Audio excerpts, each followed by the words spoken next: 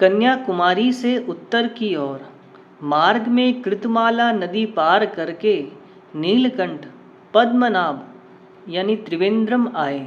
यहाँ शेष सैया पर सो रहे भगवान पद्मनाभ की नाभि में से निकले कमल पर ब्रह्मा जी विराजमान हैं। इस विशाल मूर्ति का दर्शन करके नीलकंठ वर्णी आगे बढ़े। उत्तर की ओर चलकर नीलकंठ जनार्दन तीर्थ आए। यहाँ पर समीप में ही समुद्र है और मीठे पानी के झरने हैं। यहाँ भगवान जनार्दन का विशाल मंदिर है। दर्शन करके नीलकंठ आदि केशव पहुँचे। यहाँ ताम्रवर्णी नदी के तट पर स्थित मंदिर में उन्होंने भगवान आदि केशव का दर्शन किया। कई दिनों तक चलते चलते नीलकंठ श्रीरंगपट्टनम आए। यहाँ श्रीरंग भगवान का दर्शन करके वे यादवगिरी यानी मेलुकोटे गए। यहाँ पर संपत कुमार का मंदिर है जिसका पुनरुद्धार श्री रामानुजाचार्य ने कराया था।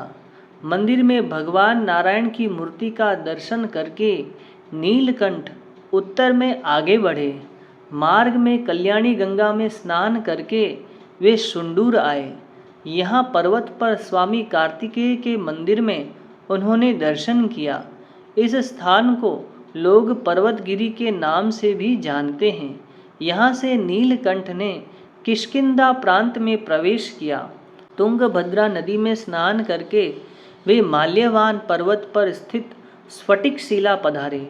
गुफा में स्थित मंदिर में नीलकंठ ने राम लक्ष्मण जानकी की मूर्तियों का दर्शन किया। यहाँ से वे ऋष्यमुख पर्वत पर पहुँचे।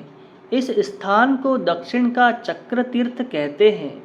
यहाँ तुंगभद्रा नदी धनुष्य आकार में बहती है, इसलिए लोग इसे चक्र तीर्थ कहते हैं। नदी अत्यंत गहरी है।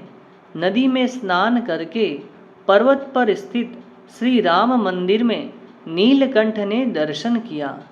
किष्किंधा नगरी को पावन करके नीलकंठ सबरी वन से निकलकर तुंगभद्रा नदी पार करके पंपासर आए।